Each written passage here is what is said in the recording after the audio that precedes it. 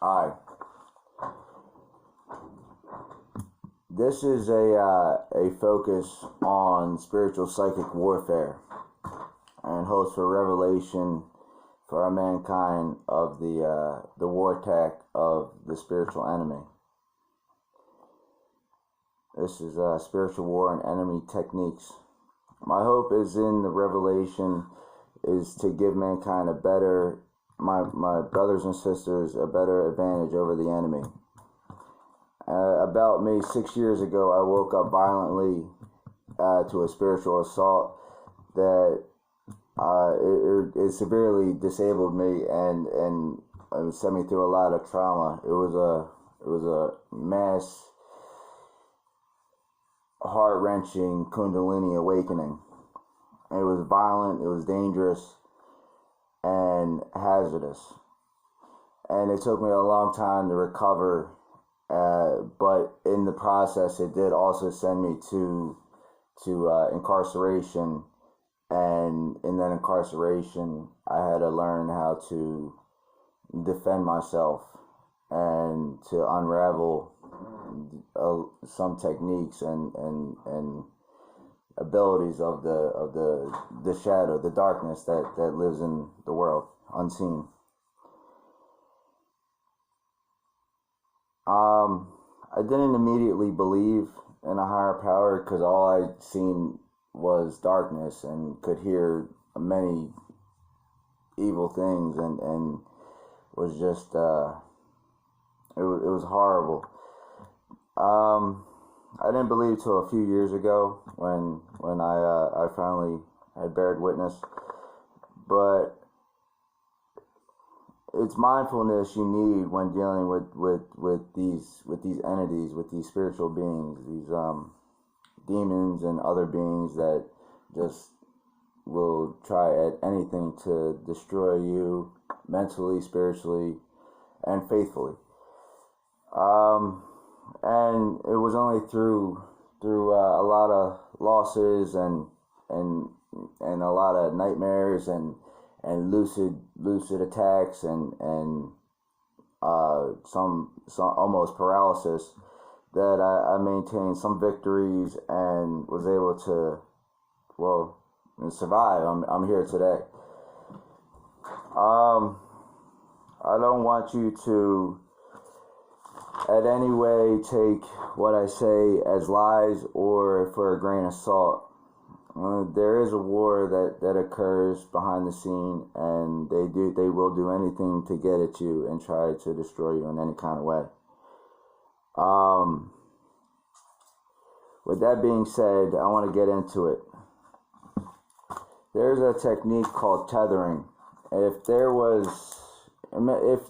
you haven't been able to meditate or really calm your mind to a mental stillness and have constant thoughts, a lot of times that could be a tether being. These beings know you because sometimes they may have dwelt with you or been with you for a long time. So what might seem like your thought is absolutely not your thought, but something that will align itself with something that you may personally believe. And in a Kundalini awakening or an awareness, it's a tether. So it's like an actual reach with your spiritual arms that might be a lie or something that you might really think. But if you're hypercritical at thinking and you have speedy thought, it'll just occur like, and you might get lost in something. Also, the adverse part of tethering is getting caught in a web with something that you're in conversation with within your head that you can't break free of. This happened to me upon the awakening, where I stayed awake for 6 days because I couldn't release myself from constant conversation with an entity that was doing everything to try to tear me apart, and I couldn't sleep because it was constant communication that wouldn't die down. This ended up actually sending me to incarceration because I was up for 6 days and I was convinced to actually do a crime against my better judgment. And after being awake for 6 days, anything sounds good.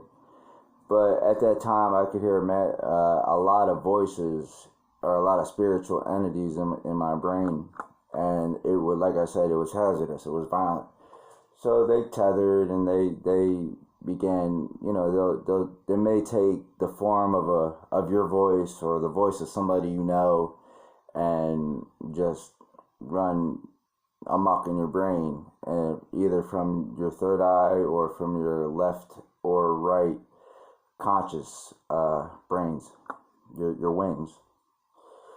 And that's one technique that is restless, and part of untethering is to gain some kind of power over this conscious, be able to shut it down before it jumps out, before it leaps out.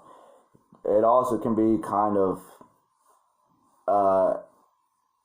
parallel with maybe a craving or an addiction or a thought. I had struggled with alcohol for a little bit, and I realized that was a tether demon that made my brain shift in a way that I started to crave some alcohol. And if you're spiritually awake and you are aware of your wings, and you start to move in a way that is not your own, chances are it's a tether or something pulling you in that direction. The entity has three main attacks. It's possession, obsession, oppression, and suppression. So either way, it's a technique that tries to either deceive you, lure you into some kind of direction, or talk down to you. Like when if you go in on yourself and start thinking negative thoughts about yourself, there's really no reason for you to think negative about yourself. If you believe yourself to be a good person or doing good things, it's pretty much the antagonist or the protagonist. I had set myself up to be it's more of a protagonist in my mind, and that's when I started discovering tethers and suppression, because my will to think good positive thoughts were suppressed by like a psychic force that wasn't letting me think in a positive way.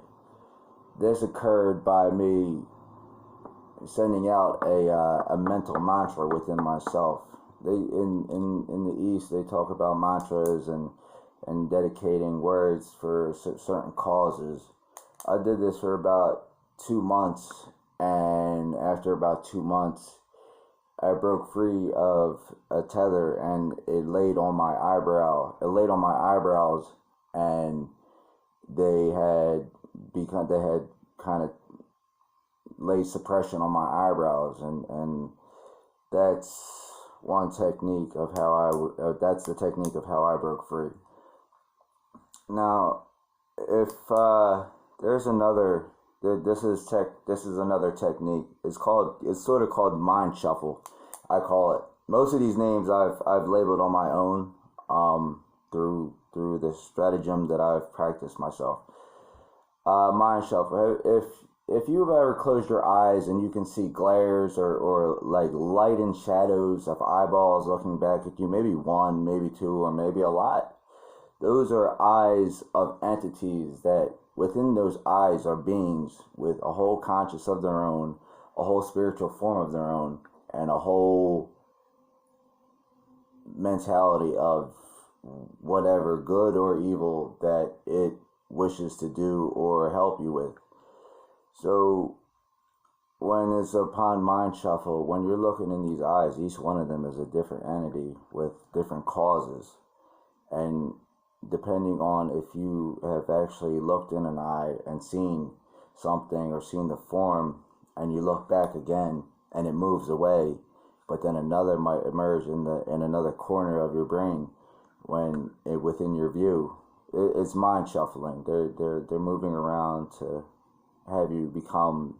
They don't want you to be aware of them or to focus on them specifically. There's also the destruction of faith.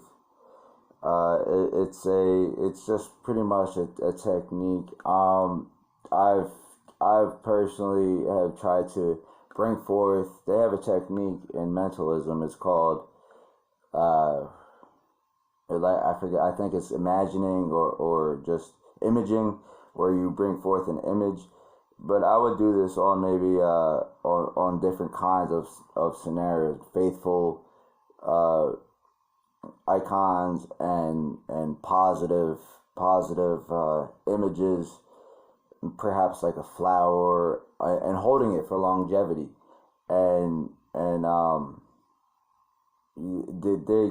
when it comes to the mental field, the mental psychic field, they will try to dampen and suppress positive forces if it has a root meaning to you, or something symbolic that has to do with your faith, or some kind of entity of higher power, some kind of uh, religion, or something that is positively influenced to you.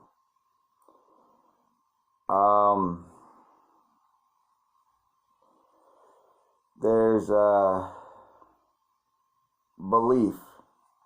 If you were ever in conversation with one of these beings, and they're in your brain, this is why a lot of people, there are a lot of people, you might call them schizophrenics, or people who are on the street and you see them talking to themselves, or they seem as though they're highly hallucinatory, and they're just talking to themselves, yelling at themselves. They're either in conversation with beings that are either harassing them, or causing them great spiritual strain.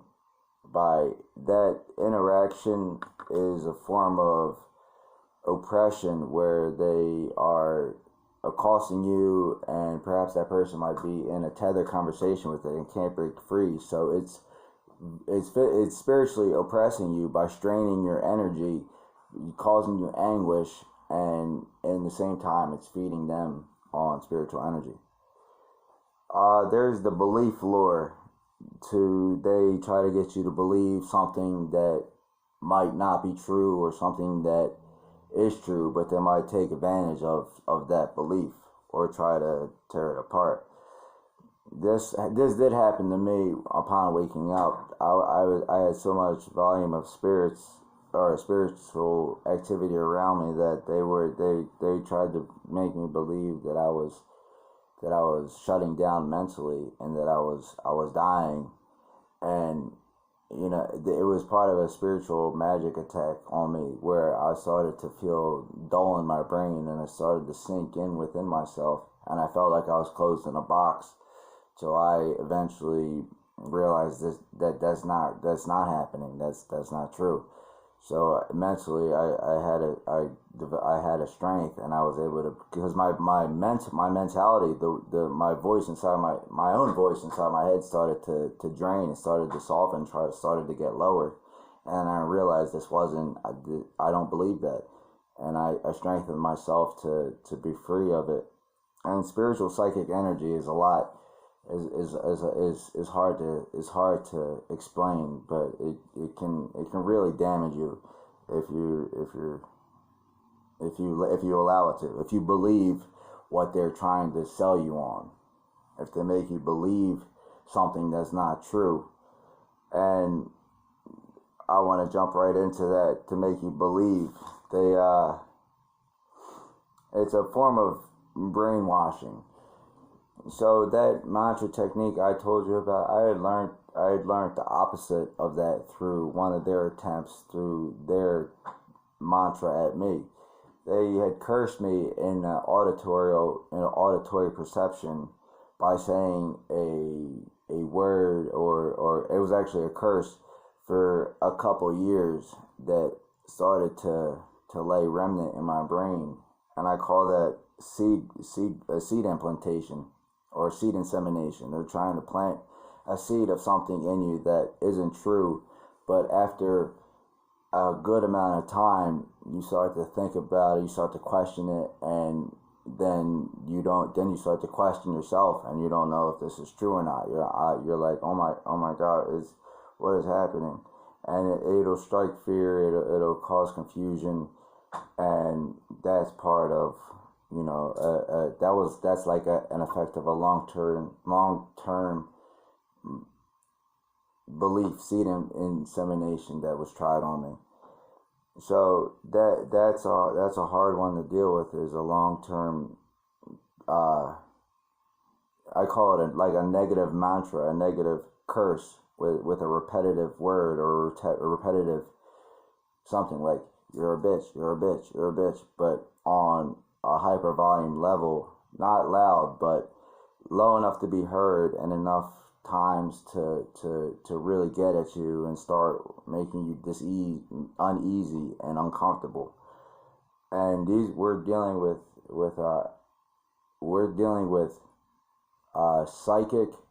psychological masters and manipulators that are 24/7 beings. And they live off of deception. Most of them do live off of deception and like I said, try to make you believe something that's not true, or try to get you to do something that you don't want to do. Dreams abduction. I've laid awake with my eyes closed, but not asleep, and I've shut my voice down, or I've shut my mind down to the point where I didn't say a word, and I would watch these eyes looking at me, and they would shuffle left and right.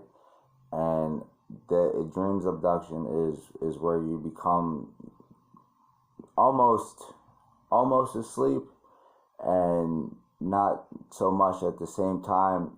And if you ever have been at this point, and if you can see these eyes, they might try to, what it looked like to me was like one would come down and reach an arm and try to take my mind's eye and take it into their mind and bring me into one of their dreams, or one of their attempts to send me into either a nightmare or a positive dream, depending on what it is.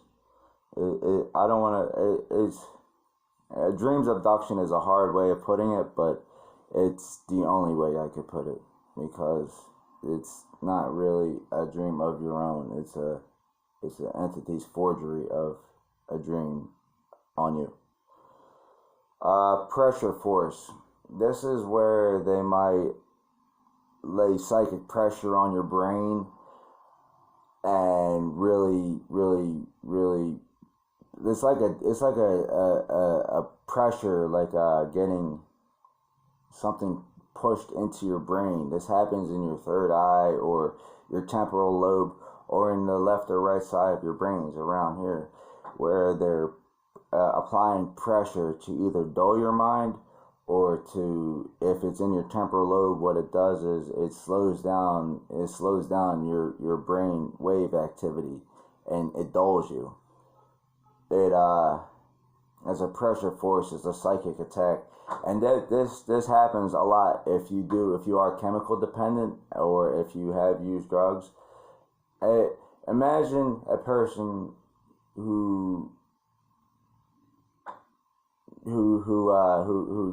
takes like something like barbiturates or something, and they get drowsy, but then they might all of a sudden fall asleep, and chances are it's a good chance that a psychic sleep had happened on them.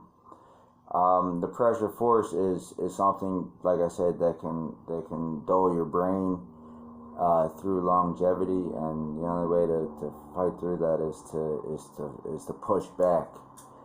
It's like having psychic pressure on your brain, and in your temporal lobe, those are the processes of higher functioning. That's where a lot of mental activity occurs. Is part of what separates us from animals, where higher thinking occurs, and a lot of things like that. They're like, if you get into brain studies and matters, it's part of our evolutionary mental faculties, and that can also lead to disorient. If they're laying psychic pressure, it can disorient you if it happens long enough, or if it comes all at once, and knocks you down, you all of a sudden feel dizzy, or if you're just overwhelmed by a psychic attack. I was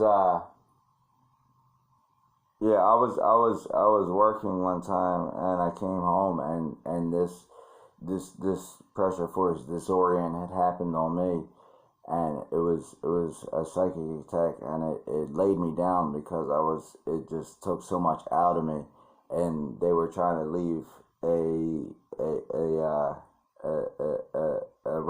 like some, what they were trying to do was they were trying to pressure force the idea of lust into my brain over somebody that I had just met. And I remember, because it was a force that was pushing itself into my brain, and there was images of stuff that I wasn't really thinking of, but that's what they were trying to do. Energy manipulation and drainage, depletion. If you eat, and when you eat, and if you have a focus and study in pranas, or if you have knowledges of holistic foods or organic foods and positive energy versus meats and fatty foods and like porks and steaks and stuff like that, that energy can be manipulated and used to drain. Like when you eat, and if you all of a sudden get maybe they call it the itis, that's a toxic effect of the meats that they're applying on you. And I learned this because I was constantly feeling this effect, and I was like, why do I feel like this when I just ate? I don't like that, because I remember it was slowing down my work progress, and it hurt down my speed and my character. I was annoyed so much with my coworkers, and I realized that it was drainage, it was depletion, it was manipulation of my energy. And I realized this when I started I started thinking stronger mentally, and I pushed through that, because a lot of that happens within your temporal lobe. You start feeling tired. It's all in the front of your brain, but that's where a lot of the toxicity goes. And if you jolt yourself into a mental function or mental faculties, then you can brush that drainage and manipulation away. But that's also why organics and foods like high prana foods, fruits, vegetables, etc., walnuts, stuff like that, doesn't have that same effect on you, because that's more of a spiritual food. It has a lot of solar energy on it. That's a focus I learned from Tesla.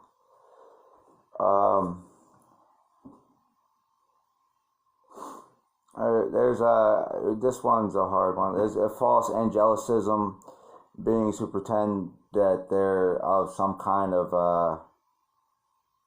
angel of some kind of religion or something, and they'll get you to follow them or listen to what they say, and it really depends on your level of trust, really.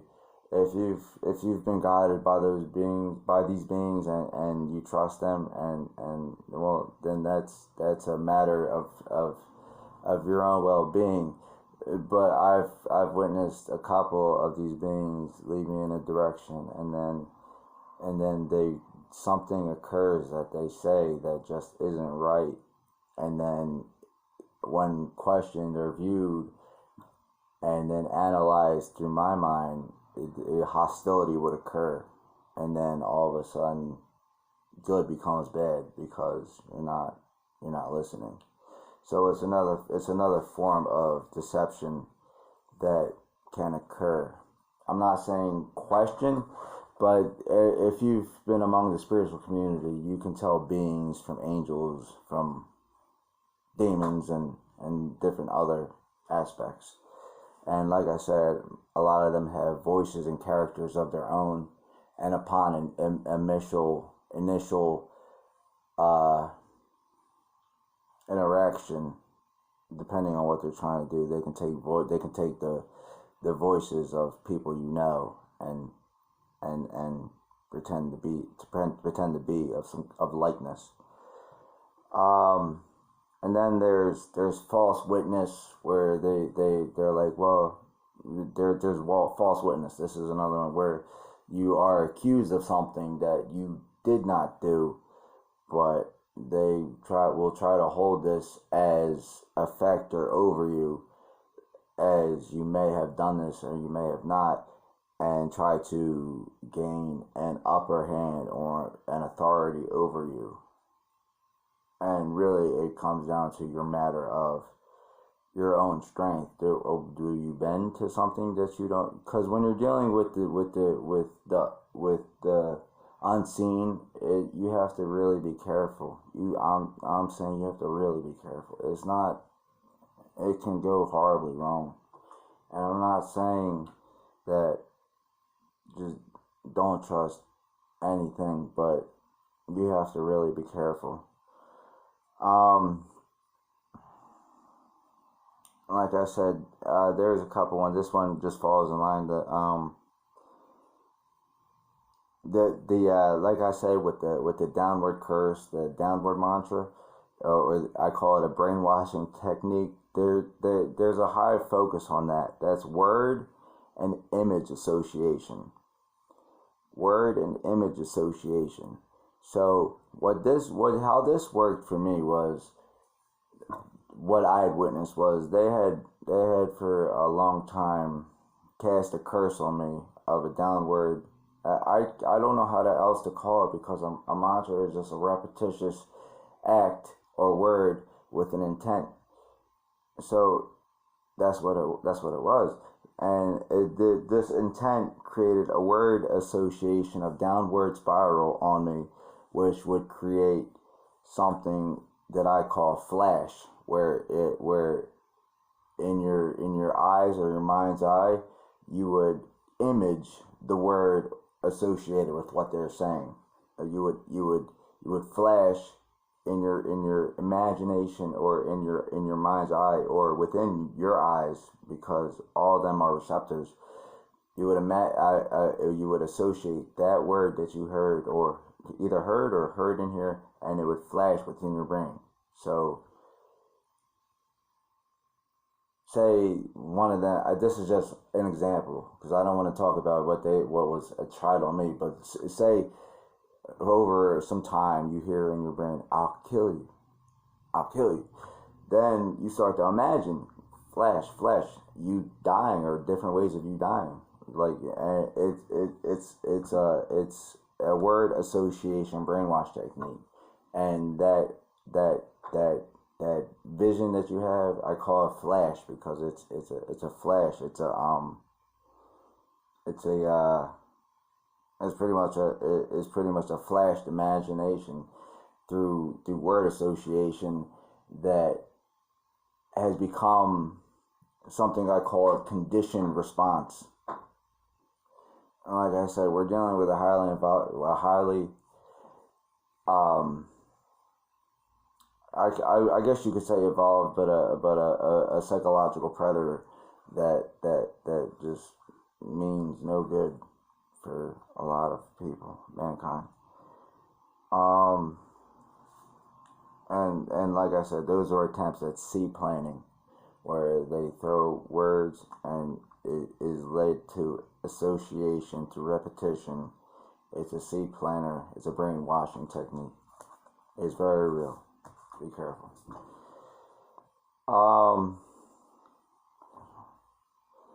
Suggestion.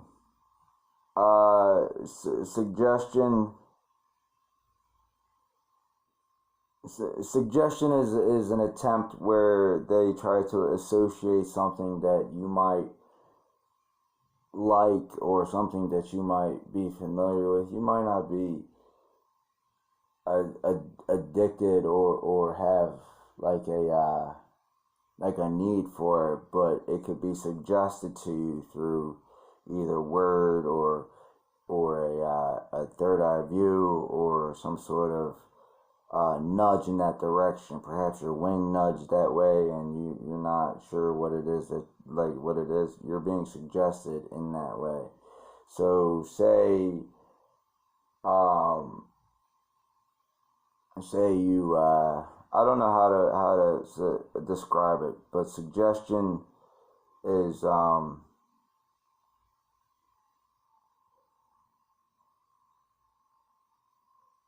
say you've seen a commercial, and this is a good one. I seen Maker's Mark, and I didn't think anything of it. I seen a commercial of it. I didn't think anything of it, and then I received like a thought, a mental tug about alcohol, and I didn't think about it, and it wasn't something that I was immediately thinking about.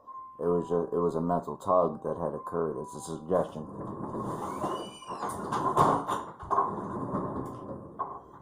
Um, Wait, it's a mental. Yeah, it's a suggestion, which is what I call impulse or compulse. A suggestion can lead to an impulse or a compulse. Um,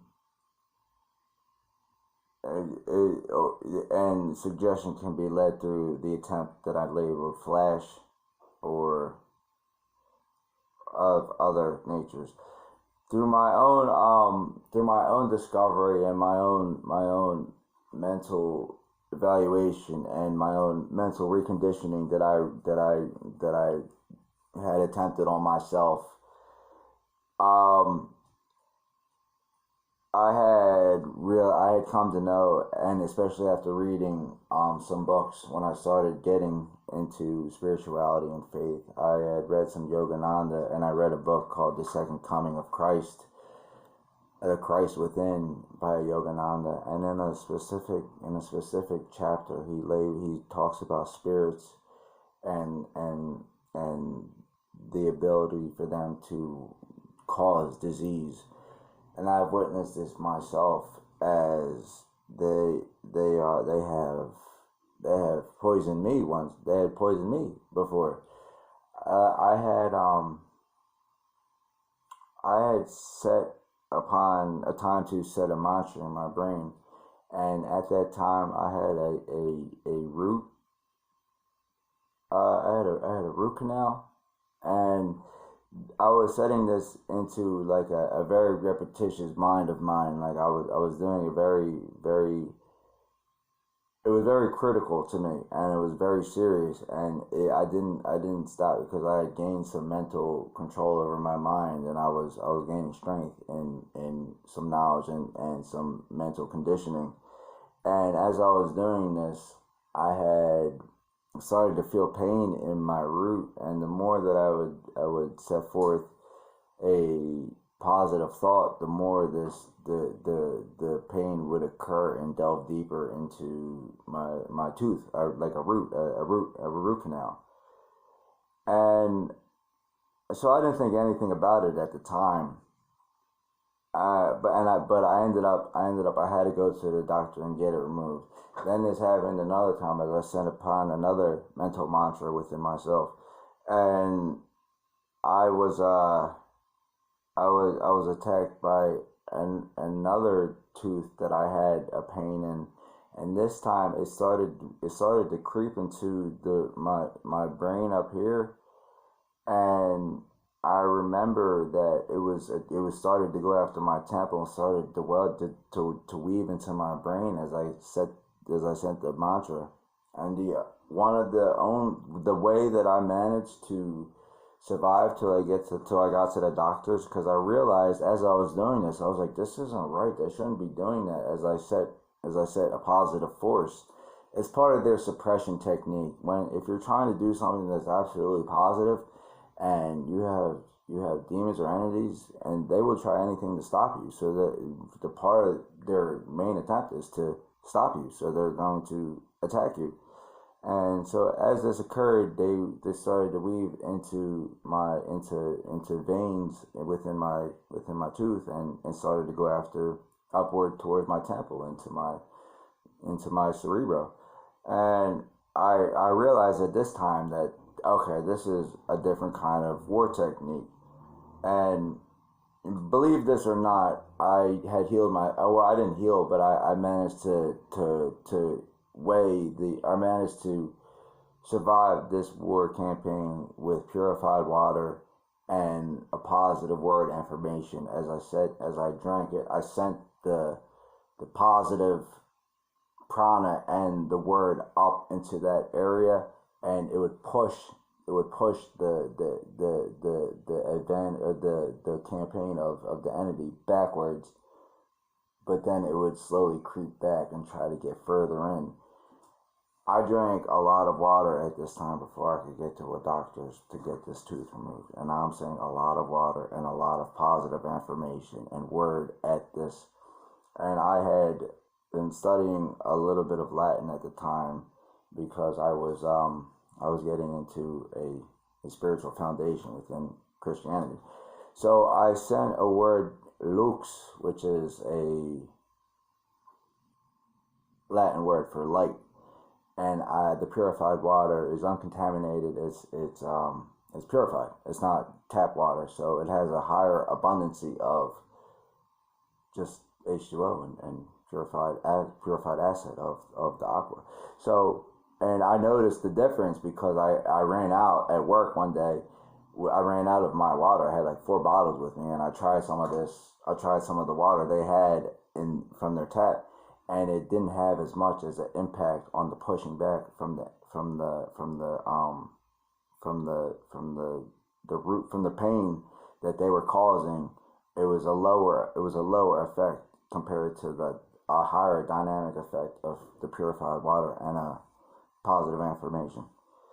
So that was something I wanted to mention as far as the fact that they can ride or be a cause of disease. They can enhance disease or be a cause of disease, as quoted in a chapter of Yogananda's Second Coming of Christ, the Christ Within. And that goes further into other things, like if you really want to question it, different labels and things. I heard a spirit say I had neurosis because I was having a hyper volume of flash at the time. A flash being a hyper imagination that was not mine own, but something that would just flash and flash and flash and would occur that I didn't want exactly to happen, but was based off a suggestion of their own. So neurosis, stuff like that, OCD, obsessive compulsive disorder, that right there is just a demon of its own. Obsessive compulsive disorder.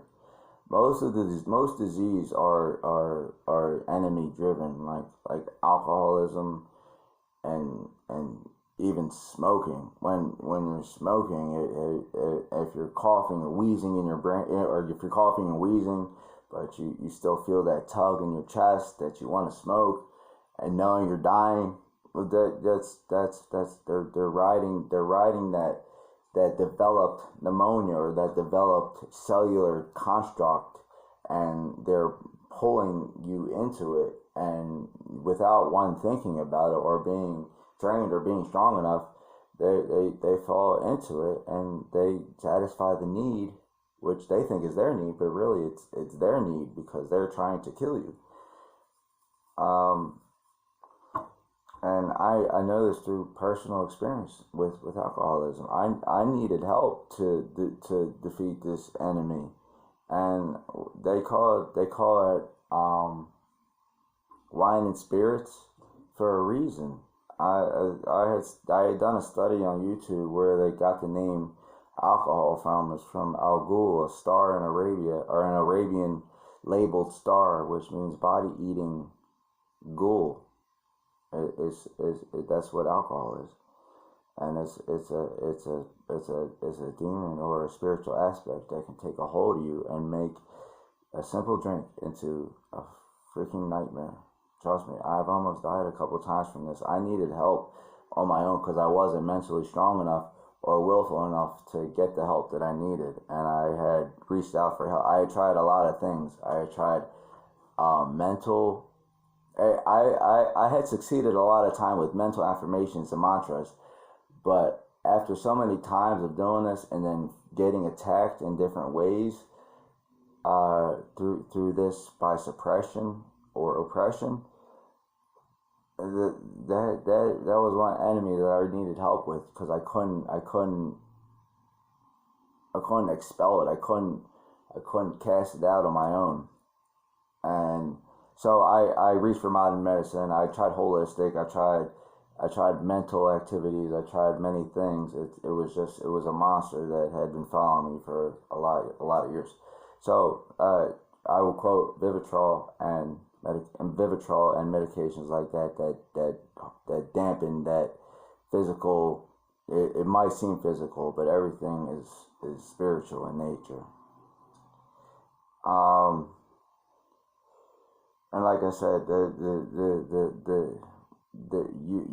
your initial action might seem harmless, but if it's devastating and destructive, then more than likely something bad or dark can attach onto that and make it become your own. That's how addictions occur, and consistent obsessive compulsive disorders. Um, Body manipulation. If you've ever felt a tug or felt different parts of your body move unwillingly, or a thumb get locked, or your arm get locked, or even a tug within your chest, or you feel like something just poked you, or something taps you, or something moves underneath the surface of your body, and you know that it's not you, or does something. It's a body manipulation. It's internal movement and body deception. It's an occult magic of evil spirits. Um, if you have or and are aware of these spirits and spiritual demons, and you do align with them, a lot of them do offer different possession aspects or skills or abilities. A lot of these beings have egos and minds of their own. They're a whole person of their own. So they offer possessions and skills and abilities that you make your own.